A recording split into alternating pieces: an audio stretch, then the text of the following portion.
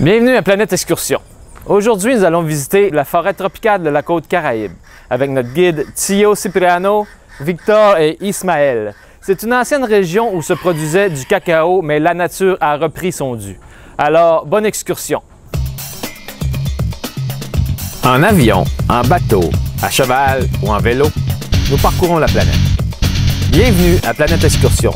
Mon nom est Luc Lapierre et je serai votre guide dans cette grande aventure hors des sentiers battus.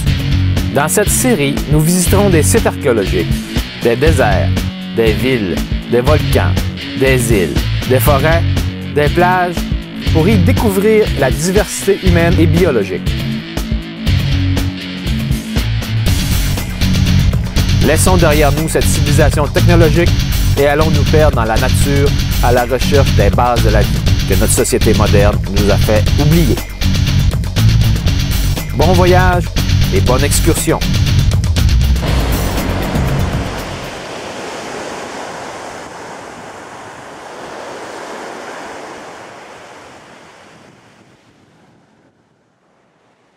L'Amérique centrale est une bande étroite séparant deux mers et réunissant deux terres. L'isthme d'Amérique centrale mesure 500 km de largeur. Le Costa Rica fait partie de cet isthme. Il est bordé par l'océan Pacifique et la mer des Caraïbes. Aujourd'hui, nous explorerons l'écosystème de la Fila Carbón, une petite réserve privée dans la montagne qui borde le village de Cahuita dans la province de Limón. Notre objectif, rejoindre la chute de la rivière Carbón. Ça prend des bonnes machettes affilées pour aller se promener dans la jungle. Et voilà, c'est parti. La Caribbean Tropical Forest. Pour entrer dans la forêt, nous devons traverser les anciennes plantations de cacao. Le cacao était traditionnellement utilisé par les indigènes du Mexique et d'Amérique centrale. Le cacao était la culture la plus importante du Costa Rica avant l'introduction du café et du tabac vers 1700.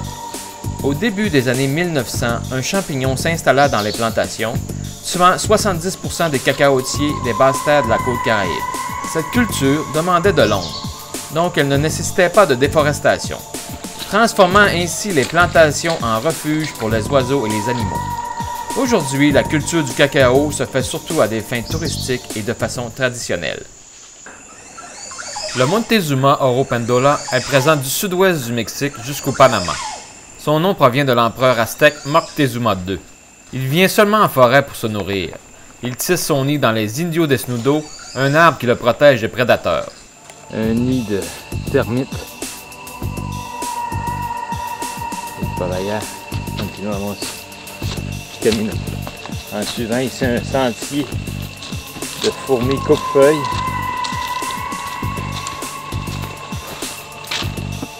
Et comme on voit ici, des restants de cacao. Et de l'autre lado hay un nido de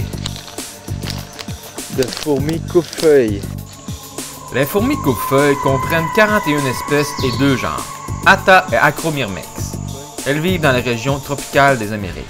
Selon les espèces, elles vivent en petites colonies de quelques centaines jusqu'aux immenses colonies de plusieurs milliers voire millions d'individus. La dimension d'une seule fourmilière pouvant atteindre de 30 à 600 mètres carrés et jusqu'à 65 mètres de profondeur. Là, les soldats qui sortent. Les Indiens qui vivaient dans les forêts tropicales se servaient des mandibules des soldats pour faire des points de suture. Ils faisaient mordre la fourmi et ensuite laissaient seulement la tête. Ils utilisaient aussi la terre des nids comme chasse-moustique. Celle-ci est imprégnée d'acide formique, une substance chimique produite par les fourmis. Afin de se nourrir, ils ont développé une symbiose avec une espèce de champignon qu'elles cultivent dans leur fourmilière. Les ouvrières collectent des morceaux de feuilles et de fleurs qui, après avoir été mâchés, vont servir d'engrais pour la culture du champignon. Ici, on voit les rejets de feuilles non compatibles amenés par des nouvelles ouvrières. Elles ont pour habitude de défolier une essence d'arbre ou de plante pour un certain temps et ensuite refuser radicalement cette même essence pendant des semaines.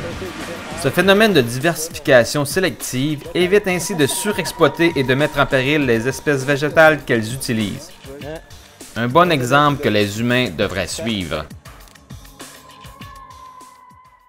Sí, este árbol, desde que yo vine aquí en el año 52, estaba así igual. Sí, él calculamos que tiene 400 años. 400 años. Ese se llama ceiba. ¿Cómo se llama eso? Cachá este y este se llama matapalo. Matapalo. Ajá. El matapalo mata el otro. Ah, este sí, exacto, lo tiene enrollado. Sí. Ah. Aquí está el otro. El matapalo qui s'enroule alentour de l'arbre haute. Et il l'étouffe, ça vient qu'il l'étouffe. Estrangula, como estrangulado lo tiene.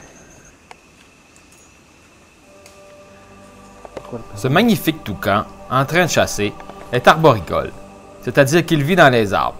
Il saute de branche en branche pour trouver sa nourriture, qui se compose de fruits, d'œufs, de petits oiseaux, d'insectes et de petits mammifères.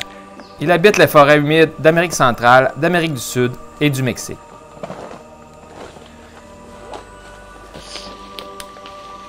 Et le parc national de Cahuita.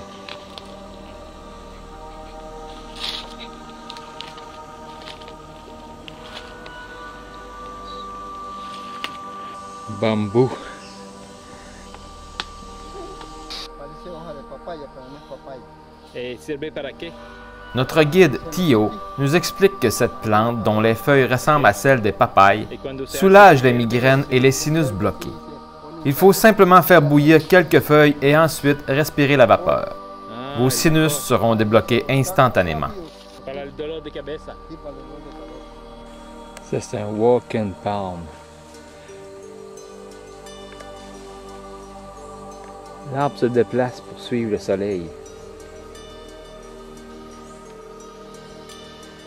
Escalera de mono, señor. ¿Hay algo que se hace con eso? ¿No?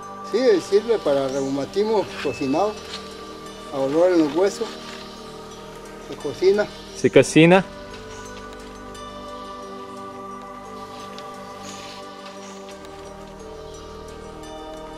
Escalera de mono. La fourmi de balle est particulièrement très agressive. Sa piqûre occasionne une douleur très intense pouvant durer jusqu'à 24 heures. Son venin, mélangé avec son acide formique, entraîne des spasmes. Certaines tribus amérindiennes utilisaient les ouvrières comme instruments dans la séance d'initiation. Les jeunes hommes doivent subir sans broncher les morsures douloureuses de ces insectes aux redoutables mandibules. ¿Cómo se llama este árbol, señor? Leche de vaca. Leche de vaca. Ajá. ¿Eso sirve para qué, señor? Para tomar con café. Está bueno para el estómago, ¿eh? Ajá, sí, sí, ajá. Rico, como a menta enseguida. Como menta, minta.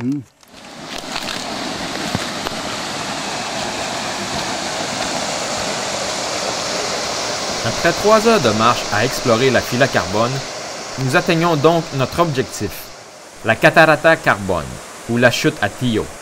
C'est un point d'eau important pour les animaux et les oiseaux. On y retrouve plusieurs espèces de dendrobates, de petites grenouilles qui sécrètent du poison. La chute attire aussi des colibris, des martins-pêcheurs, des papillons morphos, des insectes de toutes sortes. Bref, toute la chaîne alimentaire de cette réserve se donne rendez-vous ici. Le son de la chute nous hypnotise et incite à la relaxation. C'est un très bel endroit pour manger et se baigner dans une merveilleuse piscine naturelle. Allons voir qu'est-ce qui se passe dans la rivière.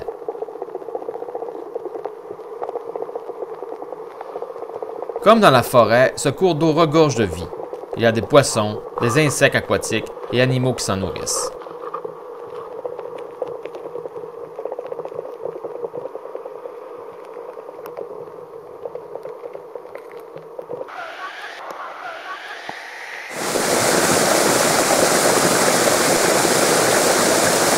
Après avoir fait le plein d'énergie, nous sommes prêts pour refaire le chemin à l'envers et retourner à Cahuita. Tout en haut de la montagne, vous aurez une magnifique vue de Cahuita et de son parc national. Ce tour avec Tio est une occasion en or d'apprendre les secrets de cette forêt. Après 50 ans à parcourir sa forêt, Tio est une vraie encyclopédie de la nature. Alors la Fila Carbone de Tio, yes!